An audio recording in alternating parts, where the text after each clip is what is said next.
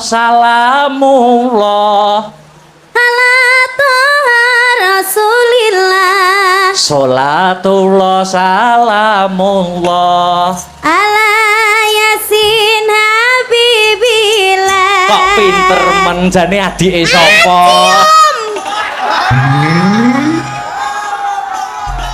Wah, bersolawatan kok cium gitu. Lah kan jare adik. Oh iya, ya adik kan di tempat umum kan yo nggak pantes saru Iya. nek cium. Di tempat umum adik, kalau di belakang kita beda lagi. Apa dong? Suami istri. Urang. Umpama di nganggo syair bisa pakai Bisa. syair saut-sautan gitu ya? Bisa ya Pak Guru. Oh iya, ngomong. Ini apa Pak Guru? Sopo mesti kayak gini iki? Ngawur. Lah aku mau nginceng Itu wayang 18 plus. Kamu nggak boleh lihat. Iya. Syairnya bisa? Bisa. Pamane ana kayu digawe apa? Ana kayu digawe omah. Omah gede omahe sapa? Omah gede omahe Gus Ipul. Aduh. Kok pinter men adike sapa? Napa? Napa? Hah? Bedet. Iki getingku ya angger cedak aku ngono wi lho, terus bedat dhewe ngono wi lho. Masa mendadak leren tak bedatke anu. Ayo dilanjut bisa? Bisa? Bisa. Itu tadi dulu salaman dulu. Kenapa? Salamane. Bagaimana kabarnya? Biasanya kalau saliman nggak gitu. Lah gimana karo Sing kayak saliman? di bawah tadi loh. Lah gimana tau salimannya Yang tadi? gini-gini. Sik gak ketok wong-wong lo Mas Garai. Ngene lho.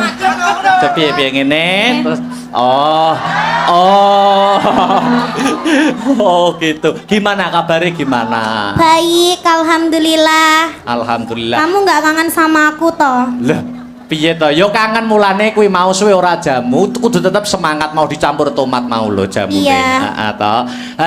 Berangkat dari rumah tadi? Berangkat dari rumah. Oh, sebelum ini tadi nggak ada pentas di mana gitu? Nggak ada. Oh, dari rumah berangkat jam berapa? Jam 4. Tetap semangat toh, Dik. Semangat. Tuntutan seorang seniman itu memang seperti ini, ya toh. Iya. Seniman itu mempunyai kewajiban nyenengne wong akeh. Terus. Ndang. Karo ngomong dang. Seniman itu mempunyai kewajiban nyenengne menghibur masyarakat banyak sampai lupa carane nyenengne atine dhewe kaya piye. Kuwi tugas seniman. Namun itu sudah menjadi kewajiban nek wis dadi seniman ya kudu siap profesional menghibur para warga masyarakat. Iya, ya toh. benar. Aku yang menjadi seniman ya. Seniwan Iya kan? Seni wanita. Oh iya, seniwan. Oh iya seniwan seni. Iya, seni wanita. Seni wanita. Aku tuh bisa membahagiakan hatiku sendiri dengan cara mendekatimu saja. Oh. Pokok aku ndek sebelahmu wis bahagia. Alah. Ayo salam dulu ini masyarakat Pasuruan banyak yang hadir tumplek-blek ana ing gor Untung Suropati. Yuk ucap salam dulu. Injih, assalamualaikum warahmatullahi wabarakatuh sedayanipun. Alhamdulillahirrabbilalamin. Tumplek-plek meskipun cuaca hari ini agak hujan deras. Aku ndek Mas ketrocoan peng bolak-balik Mas. Oh ngono? Iya, dadi ki ning kene iki duduk keringet. Apa udan? Banyu udan. Oh. Iya, ning nggak apa-apa, tapi Masya Allah subhanallah ini benar-benar sangat banyak sekali ini penontonnya. Luar biasa buat Pasuruan. Mugi-mugi tansah pinaringan sehat selamat wilujeng. Lan ugi kagem Bapak Ipul. Gus Ipul. Sugeng rawuh matur sembah nuwun nggih. Sampun nimbali Mas Akbar sak rombonge. Sak rombongan. Kok sak rombonge bakul bakso piye aku? Ya. Sak rombongan. Kok sak rombongan? Gus Ipul mugi tansah pinaringan panjang yuswanipun rezeki ingkang kathah barokah ralokane malah kebak. Amin. Sudah? Ya, iki udan iki jane ya termasuk strategine Gusti Allah. Iya. Ben penonton ora mulih. Begitu. Dadi diudani sik ya ta, ben ora mulih ben tetep ning kene ngantek bar. Wong ya nggur ora sewengi ya ta. Diudani sik. Maksudnya iki banyu hujan, air hujan. Air hujan kowe iki mesti aku geding Malah aku. KSBB. Apa kuwi KSBB? Kelingan sing wis-wis. Oh.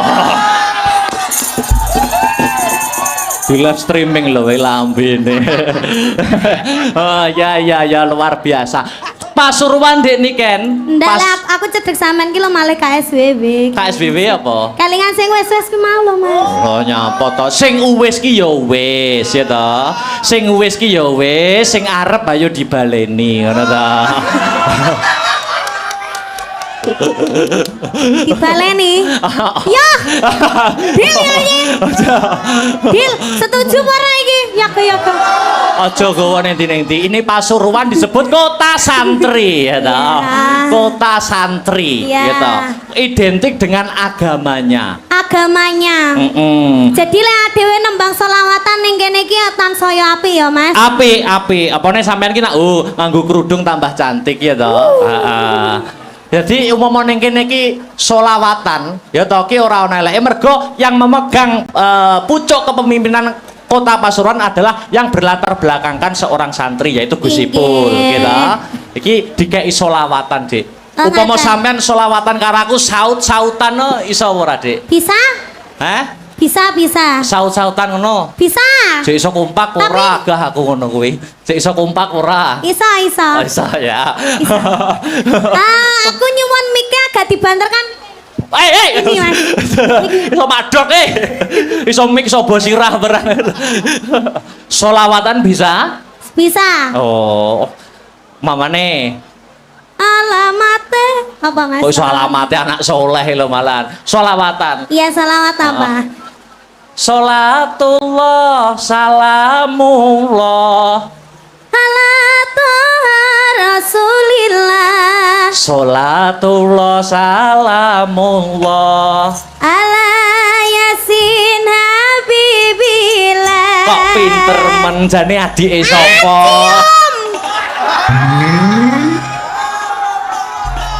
Wah, bersolawatan kok cium gitu. Lah kan jare adik. Oh iya, ya adik kan di tempat umum kan yo nggak pantes saru nek cium. Di tempat umum adik, kalau di belakang kita beda lagi. Apa dong? Suami istri. Urang. Upama di nganggo syair bisa pakai syair saut-sautan gitu ya? Bisa, ya Pak Guru. Oh iya, Ini apa Pak Guru? Sopo mesti kayak gini iki? Ngawur. Lah aku mau nginceng itu wayang 18 plus. Kamu nggak boleh lihat. Syairnya bisa? Bisa. Mamane ana kayu digawe apa? Ana kayu digawe omah. Omah gede omahe sapa? Omah gede omahe Gus Ipul. Aduh. Kok pinter men adike sapa? Napa? Hah? Bedet. Iki gething kuwi angger cedhak aku ngono wi lho, terus bedat dhewe ngono wi lho. Masa dadak leren tak bedatke anu. Ayo dilanjut bisa? Bisa. Itu tadi kayu, Kayu. Ana dompet digawe apa? Ana dompet nggo ada duit. Duit akeh duwite sapa? Duit akeh duwite Gus Ipul. Pak, nyuwun Pak. Hei! Kok apa-apa Gus Ipul le? Mumpung ketemu beliaunya kok ya. Kok ketemu Gus Ipul sing diapi-api ya Gus Ipul, soalnya sing nimbali ya Gus Ipul. Ana omah gede omah Gus Ipul. Duit akeh nggone? Gus Ipul. Dilanjut bisa? Bisa. Ana kurungan nggo adah apa? Ana kurungan nggo adah manuk. Manuk gede manuke sapa? Manuk gede manuke. Oh lambene. Kosong. Manuk gede manuke Mas Akbar. Hei! Kayak tawuruh. Urung tahu. Urung tawuruh. Ya ora maksudnya, manuk ning gone omah kae Mas Sabar. Kutut, manuk kutut itu loh. Iya, domonge kok. Ah, ora. Manuke lho mbek didemek kloget ngono kae. Ngawur rek. Manuk ning kurungan jenenge Seno. Itu apa ya? Dek niken. Alangkah lebih meriahnya lagi mumpung sing hadir pada malam hari ini banyak apa? Iya, pegangkan miku tak benakne sing bedat mau Mas. Ya Allah. Iki mikir cekelene tak benakne sing bedat ngono lho. Rumangsaku kok Piye? Heeh. Mumpung sing mirsani akeh. Sing mirsani kathah ya toh. Alangkah lebih meriahnya dan hidup suasana panggung kita berinteraksi dengan para penonton yang hadir pada malam hari Boleh? ini. Gimana itu? 3 ya Mas Heru. Piro? Hah? Piro? Loro. Oh, loro kok pelit. Loro. Pelit banget. Piro? Tuh, Telu. Ya, gimana ini? Dipaskan ditutoknya toh Mas? Oh iya tak pas. Aku ki nek ngepasne wangel aku kadang olah. Ya wis poro kok dadane ora rampung-rampung. Tibake bedat sak benike ya. Rumangsaku kok 3 Mas Heru, 3 ya. Iya. Aku minta penonton 3 orang dari sana, dan dari sana. Nanti dapat kaos ya. Kaosnya gambarnya Akbar sama Niken. Oke, nanti dikasih pertanyaan, Kita kok aku belum dikasih gimana Tih? Ya nanti ada di belakang. Gitu. 3 orang dari sana 1, dari sana 1, dari sana 1. Ayo langsung naik, ayo. Langsung naik. Langsung naik dari sana belum? Anak wes. kecil. 3 orang. Ayo. Kok kono urung ono kok. Kok kono. Ayo maju langsung. Ayo. Oleh itu. Ini salaman sih, Dik. Salaman sih. Dik niki kan Dik benakne ora apa-apa. Perkenalan dulu. Mic-nya dikasih mic-nya. Ayo Miki, sinden. Miki dikasih. Ini ki monggo, Pak. Ini adik sing kecil dulu. Perkenalan dulu, Dek. Namanya siapa? Vino. Hah? Vino. Berdiri aja wis iki ndek kok Mas aku. Lungguh malah saya ora ketok penontonnya. Dek niken. Niki jumeneng napa? Jumeneng aja. Jumeneng mawon Bapak. Nggih, sugeng dalu matur sembah nuwun. Nggih, niki namine Dek sinten? Vino. Dek Vino kelas berapa? 5. Oh, kelas 5 SMP. SD. Kelas 5 SD. SD. Bedek orang Pancasila. Pancasila kon muni sing banter. Pancasila sila kelima. Golek mikir hangus. Keadilan hitungan 1 sampai 3. 1 2 3 wes hangus. Urung lambene urung mengo. Keadilan sosial bagi seluruh rakyat Indonesia. Ya, pintar. Diacak-acakne ke sila berapa? Sila ketiga. Persatuan Indonesia. Sila ke-1. Ketuhanan yang Maha Esa. Sila keempat. Kerakyatan yang dipimpin oleh hikmat kebijaksanaan dalam permusyawaratan perwakilan. Sila kedua. Kemanusiaan yang adil dan beradab. Oke. Kasih kaosnya. Kaos. Ya. Ini buat ya. aja didal ya, Le. Ini didongno payu 1 juta loh. Sekolahnya saya pinter ya. Rumahnya mana rumahnya? Taman Asri. Oh, Taman Asri. Tak kira Lulusan SD aja. Kalau SMP SMA berat jangan ya. Mana tadi rumahnya mana? Taman Asri. Taman Asri itu mananya Purwosari. Iya toh Mas. Oh, adoh ora karo Purwosari. Jauh ya? Nggih. Oh, jauh ya wis aja. Iya. Ya, turun. Taman Sari itu apanya? Bang Jo. Enek Bang Jo deh. Dah, Terima ayo. kasih sayang. Makasih. Inggih, waduh. Nggih, makasih. Ih, anu. Iki adek sinten namine? Hei, Eh. sing cewek sik, Oh, sing cewek sik. sing cewek. dulu. Sampun. Nggih, mriki. Perkenalan Dik niki ditanya. Perkenalan namine sinten Bunda? Rizky. Bunda Rizky. Iya, saya nggih. ngefans sama jenengan. Oh, ngaten. Nggih. Mboten ngefans kali Akbar. Nggih. Oh. Dari mana, Mbak Dari Rizky? Pasuruan aja. Pasuruan aja. Nggih. Nama lengkapnya siapa? Rizky siapa? Rizky Hartini. Sekarang kerja. Enggak, Oh. rumah tangga. Oh, ibu rumah tangga, luar biasa. Wes saiki bedakane sing gampang wae Dik niki. Sampean. Tak bedheki, ya ta? Nama lengkap kuwi sapa wis? Aku isa, Mas. Joro. Muhammad Ah, ah. Raden Ayo. Akbar Syah Alam. Ayo cek kewalik wis. Keliru. Keliru, ayo diurut nih. Mau aku ora urut ngono kuwi. Heeh.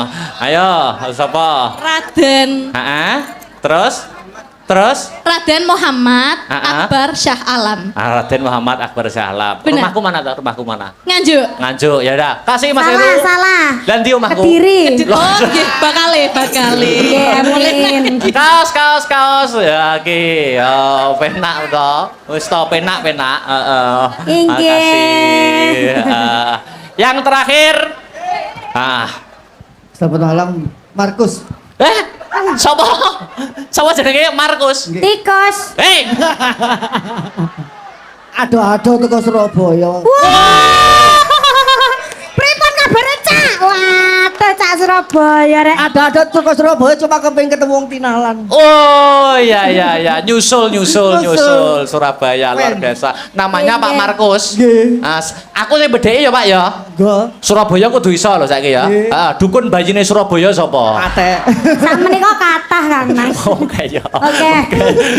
Nasi goreng terfavorit di Surabaya nasi goreng apa, Bapak? Nasi goreng babat.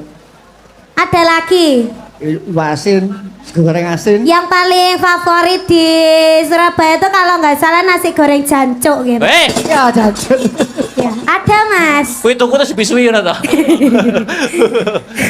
Bapak Markus dari Surabaya. Nggih, saking Surabaya gubung. Gini aja Pak, pertanyaannya gampang. Sebutkan 7 nama wayang sembarang pun. 7 nama wayang. Ayo, sembarang wis. 7 aja. Ayo. Gareng, Bagong, Semar, Petruk. Papa kok ya diurutne penak men. Malih. Telu kurang telu. Kurang telu. Narodo. Narodo kaya adoh men. Togok. Togok karo Markus. Karo Sengguni. Sengguni 7. Oke, kasih Mas Heru. Si tak foto Matur sih. sembah Oh nuwun iya. Bapak. Awah. Awah. Kalah karo Pak Makrus aku. Makrus ya apa? Loh, apa ki? Nggih. Oh ya.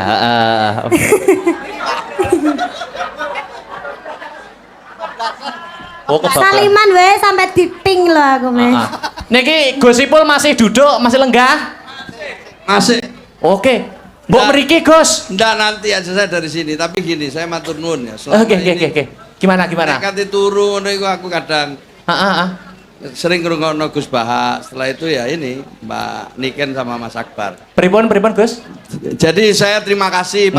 panjenengan berdua sampai sini. Nggih, Dan sami-sami, Gus. Kami memang pengen banget panjenengan rawuh di Kota Pasuruan. Amin. Bersyukur. Amin. Nggih. Jadi kadang kita itu kalau mau tidur itu banyak yang kita lihat di YouTube, di Nggih. TikTok ya. Ah. Saya sering kalau malam pas ada waktu saya sering dengarkan Gus Baha. Nggih. Nah, berikutnya saya juga sering dengarkan panjenengan kali Mbak Niken. Amin. Maka itu kita gembira sampai di sini. Alhamdulillah. Nggih. Matur nuwun, Gus. Matur nuwun. Ah.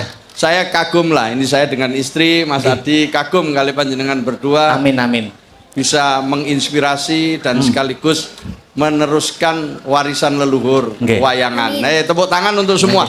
Mungkin ada nasihat, Gus, Dah. untuk saya dan Mbak Enggak, Niken. ini Nggih. muda-muda semua ya. Sindene yo Nggih. nom-nom, Nggih. wareng gono nih yo nom-nom kabeh. Nggih, itu. nggih. Saya terus terang terharu gitu loh. Nggih, nggih. Pokoknya seneng tok lah sini wis. Nggih. Monggo. Nggih. Kenapa?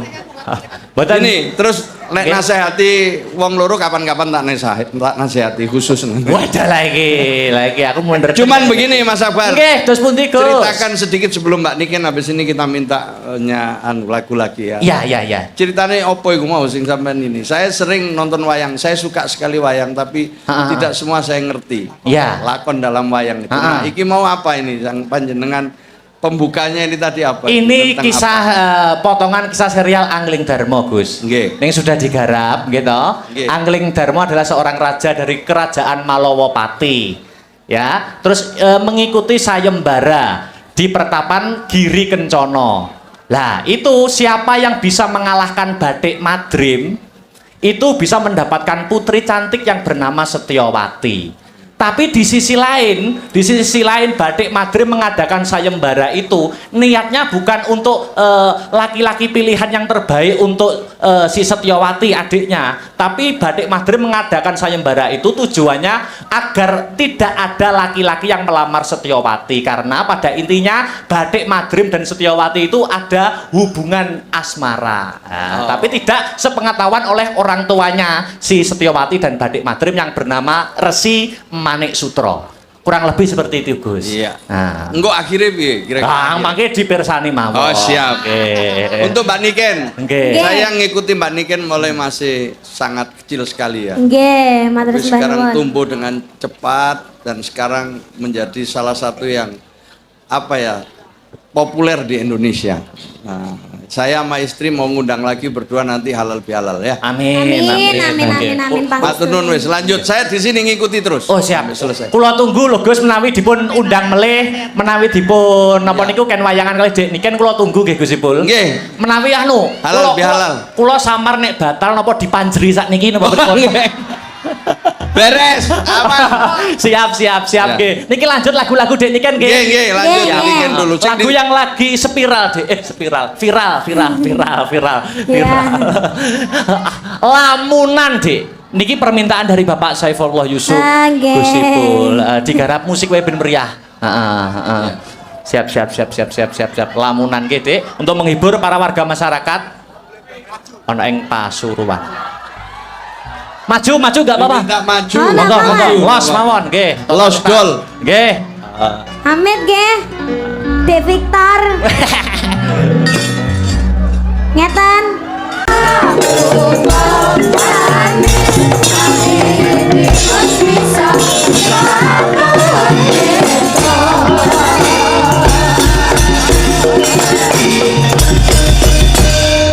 Niki kersanipun kados pundi Ndara Angling Darmo. Tutna sak lakuku Kiai, panjenengan ingsun bakal mlebu ana ing alas. Goleki sato wana buron alas bakal tak pikut. Sun gawa ana ing negara Malowopati. Kabeh iki mung kanggo nuruti pamintane garwaku Yayi Setyowati. Kula namung tut wuntat lampah paduka Ndara, Tarunana Windanana ora bakal bali yen durung kasembadan ing sedya. Sumangga kula dherekaken, Gus. Sikra kang kala tumingal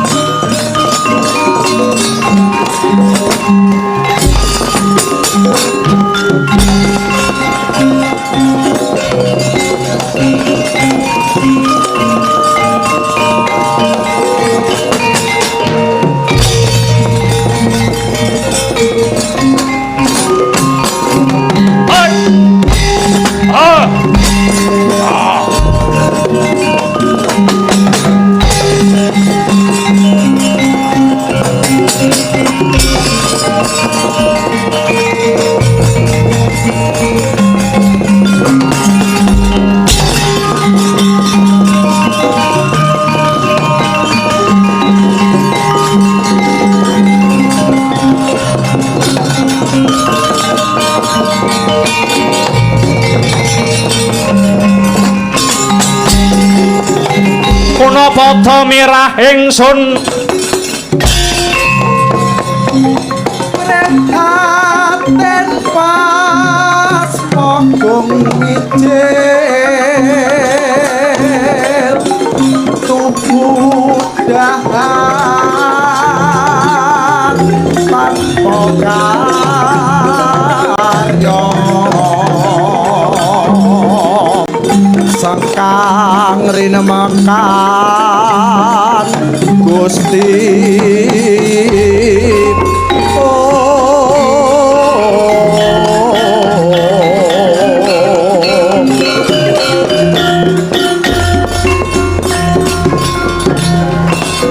ya jagat dewa Bathara ya jagat Pramudita mboten dugamana kula saged kepanggih kaliyan sedulur tunggal pegurun kula Paduka Sang Angling Darma inggih Kakang Nagaraja winantuing sami-sami mumpung kepanggih kaliyan andika Sang Angling Darma kula badhe sambat kalian Paduka Sang Prabu.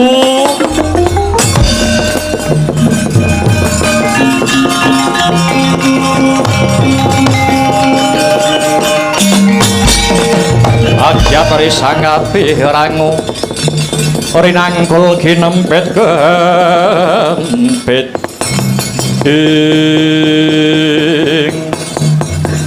babakan punapa Kakang garwa kula bojo kula pun Nagagini sampun benten kalian adat saben Nagagini sampun boten ngajeni jejering wong lanang ingkang minangka dadi pepayunging kulawarga lah sak menika garwa Paduka Nagagini dhateng pundi kula inggih boten sumerep teng pundi-pundi nggih boten nate pamit menawi mekaten sumangga kula kanthi nyuwun dhateng purbaning Gusti kang akarya jagat mugi-mugi niat kula anggen kula kepingin biyantu Kakang Nagaraja andadosaken katentreman tumrap keluarga Paduka Kakang Nagaraja. Aduh matur nuwun sinuwun.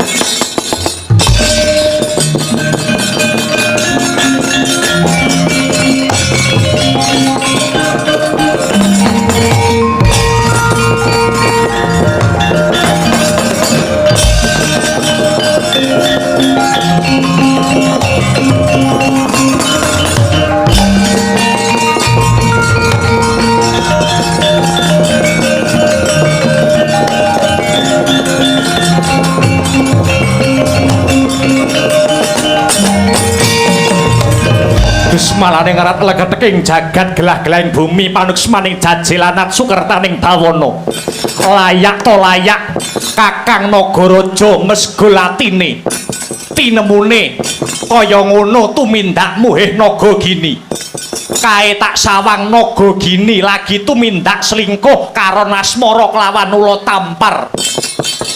Kula Tampar bosen urip kowe. Tibani jemparing kelakon ilang nyawamu dening Sang Angling Darma kowe.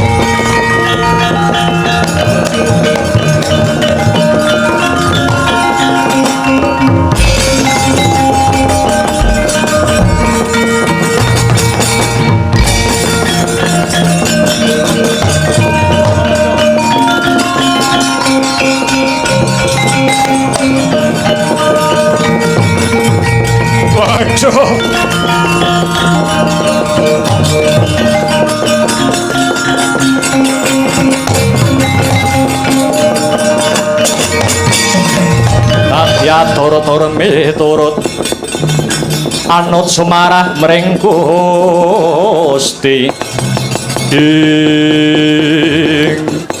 Waduh, ngaturaken panuwun dumateng Sang Prabu Angling Darma. Sampun paring pengayoman dhateng kula. Kula sanget boten nginten tinemunipun nesta pakartining garwa kula pun naga gini. Wani slingkuh lan ula liyane, ula tampar kurang ajar. Sampun Kakang, sedaya lelakon menika adile namung dilakoni. Sejatine ingkang nandhang reribet boten ngemungaken Kakang Nagaraja. Nanging kula pribadi Angling Darma sak menika inggih nembe nandhang pepeteng. Perkawis punapa sinuwun, kula aturi paring dawuh sampun ngantos rikuh kang sarta pekewuh. Kakang, kula ngantos dumugi wonten madyaning alas bebedak saking kewan, kula namung mituruti pamintanipun garwa kula pun Setyawati. Krana wiwit kaboyong dados garwa kula, Yayi Setyawati dereng saged ayem lan jenjem manahipun, malah sak sampunipun dados garwa kula ngantos sepriki Yayi Setyawati dereng nate ngladeni dhateng kula ing jejering garwa. Lajala.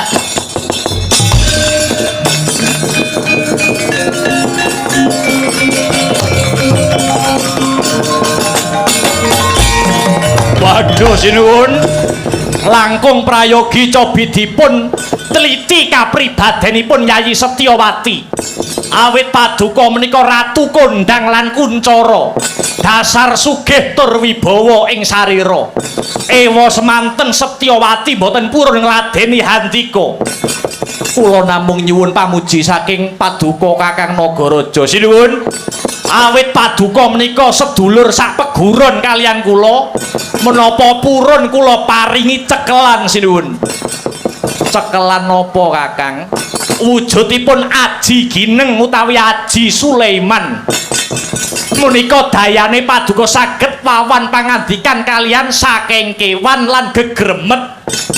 Sak sampunipun kula paringi Aji Sulaiman, kula atur enggal kondur wonten Praja Malawapati. Awit batin kula kraos boten sekeca. Nuwun inggih Kakang, kula aturi nampi Aji Sulaiman menika sinuwun.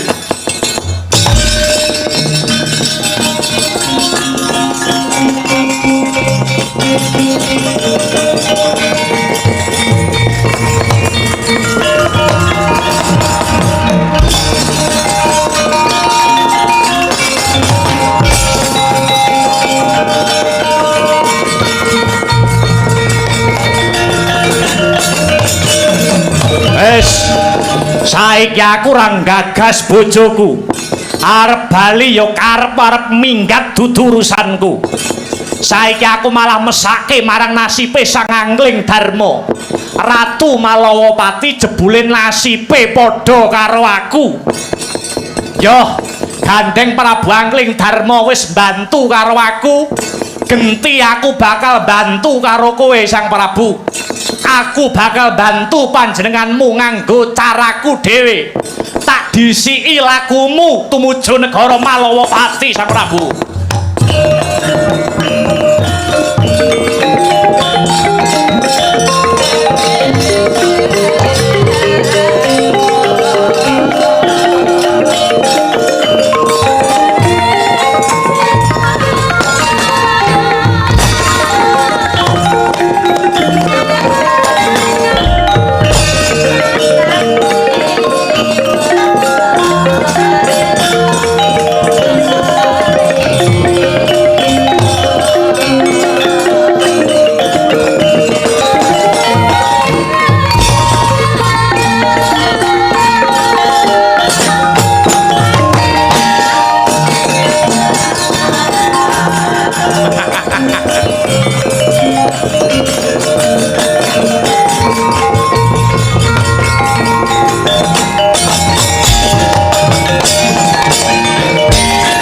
Dari jasur riwut Purwati rawat wawati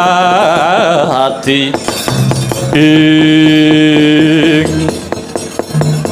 ngantos cumengklung ngenanggen kula nunggu Kakang batik madrim Kangen manah kula kalian Handika Kakang Madrim.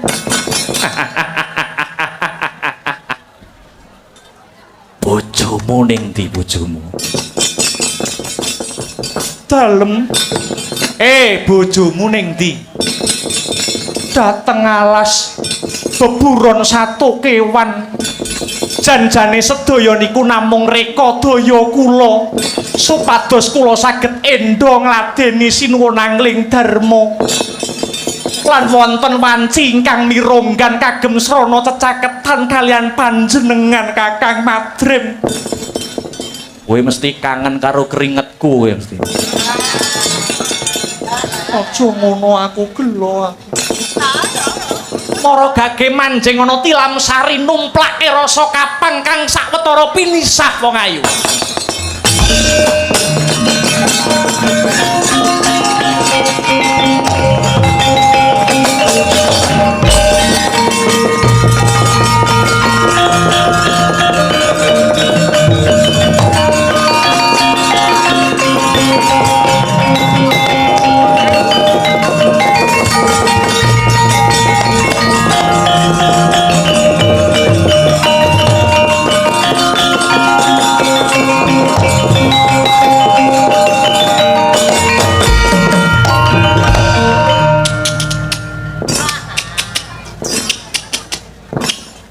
Wah, tabuhane bengi iki rumangsaku oleh kompak. Sebule penabuh Astabrata ki khusus nabuhi cecek.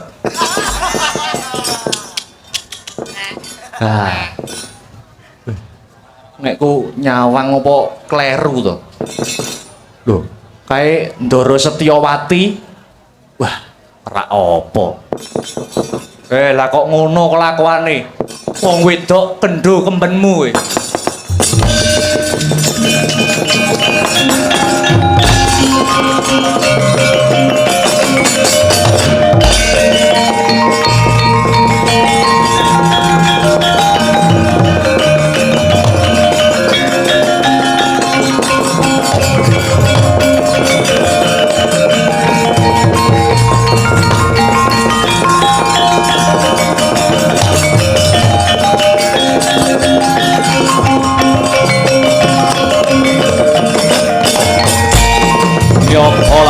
Saking Buddha Sakura Kula yen tanah mutusa sansri ing sinuwun angling dharma aku bakal kandha.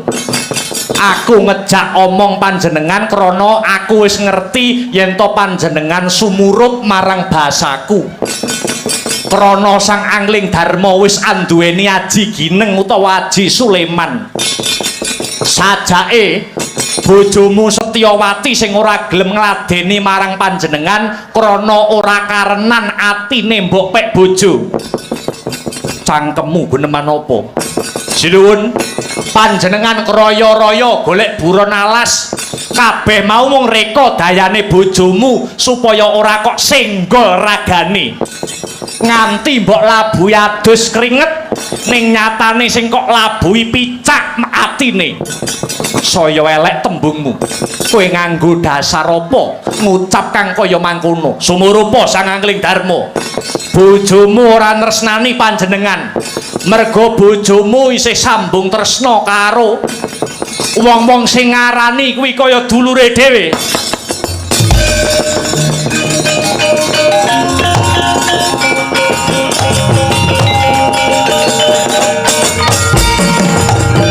Aja wong waton kandha kowe.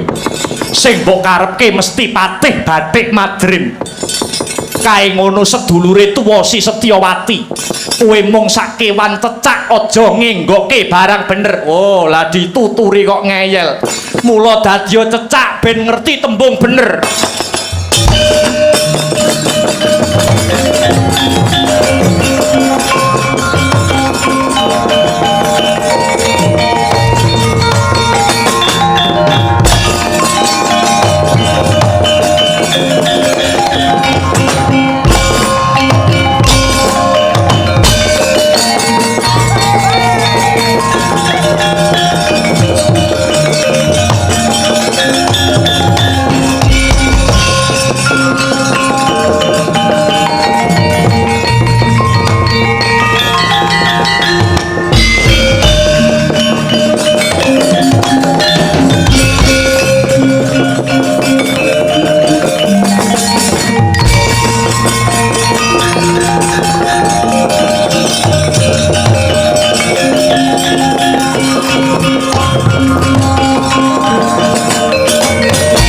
Wes, nek ora tak tuntun lan tak dadekke cecak, panjenengan ora bakal weruh lelakon iki. Iki kabeh saka wujud panuwunku Sang Prabu, merga panjenengan biyen ya wis mbantu panandangku. Wis iki sawangen bojomu kaya ngene iki rampung ana dhewe perkarane.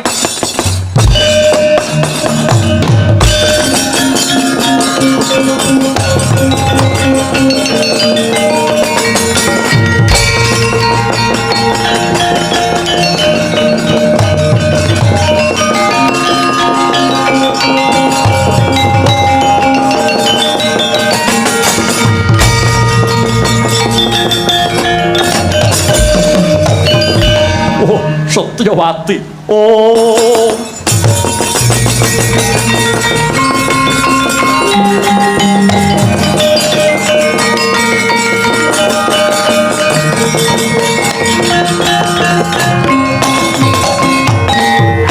Duh Gusti. Apa dosane Angling Darma? Bisa nemoni kelakon kang kaya mangkene. Setan abote panandang kaya wong mikul bumi, lemes ragaku kaya linolosan otot bebayuku. Setyawati, rampung ana perkara iki.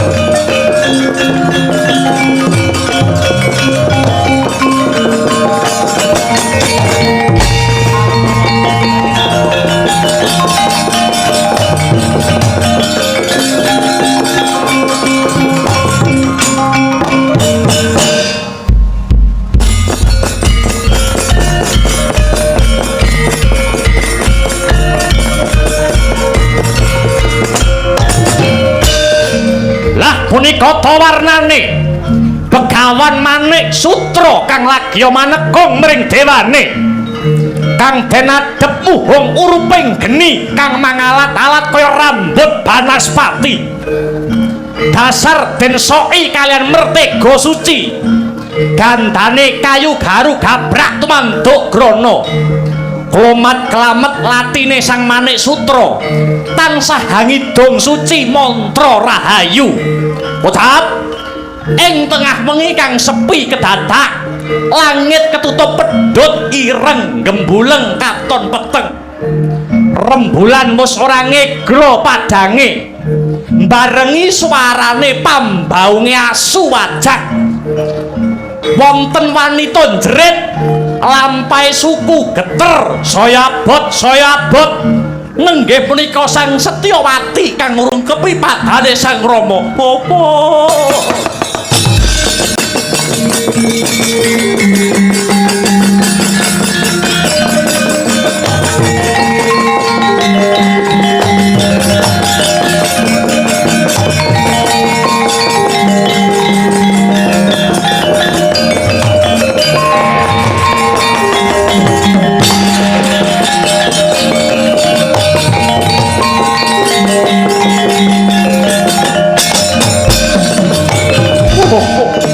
Apa mboten pantes dados anak paduka. Dosa ingkang kula sandhang nalika taksih perawan, kula sampun wani ngapusi dhateng paduka Kanjeng Rama. Elek-elekipun wanita menika ingkang boten jujur ing tumindak. Saderengipun ginarwa Prabu Angling Darma, kula sampun sambung asmara kaliyan Kakang Bathik Madrip. Boten namung tresnanipun sedulur, nanging tresnanipun jalu kaliyan estri.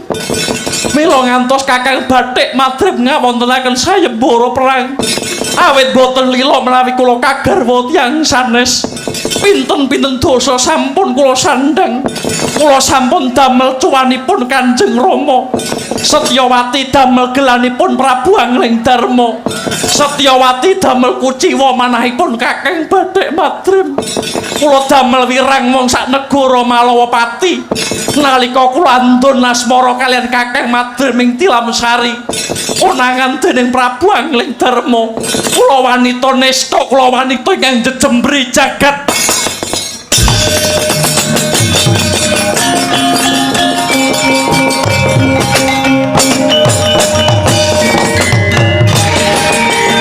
Setyawati! Setyawati!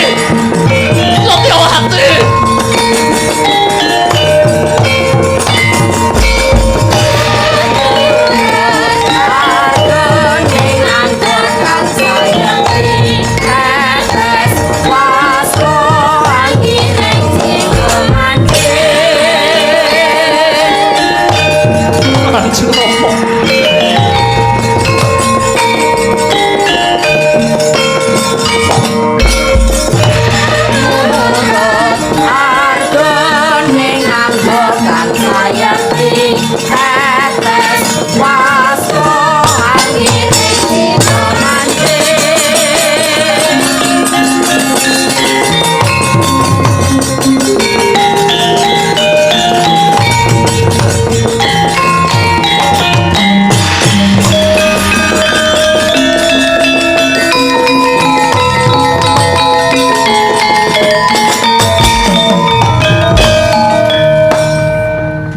yen nangisna ngisi sapa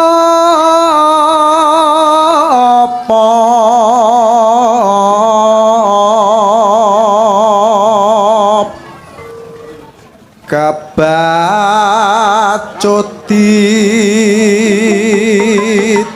tinggal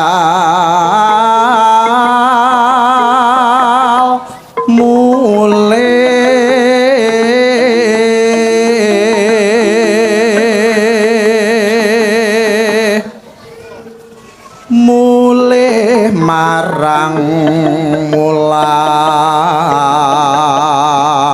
nira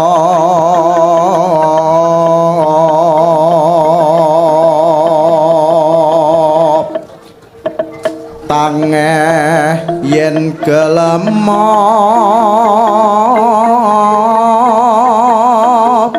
bali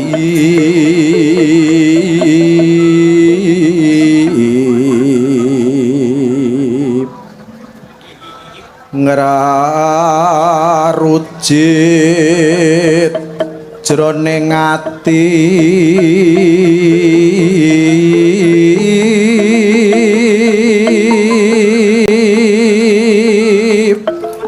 yen kelingan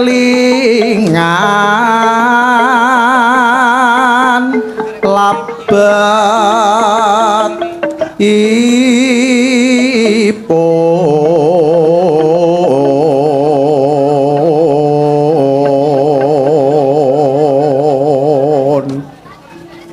wala-walaku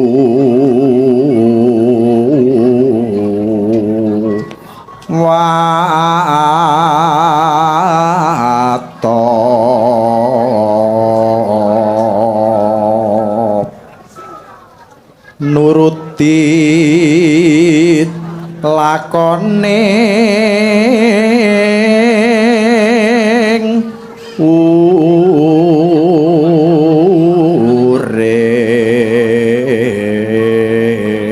urip heman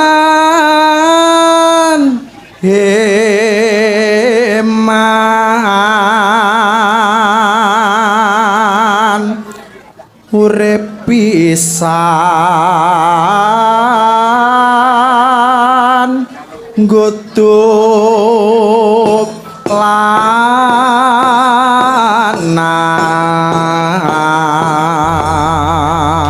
wonten lepat nyuwun ngapunten billahi taufik wal hidayah waridho wa inayah wassalamualaikum warahmatullahi wabarakatuh.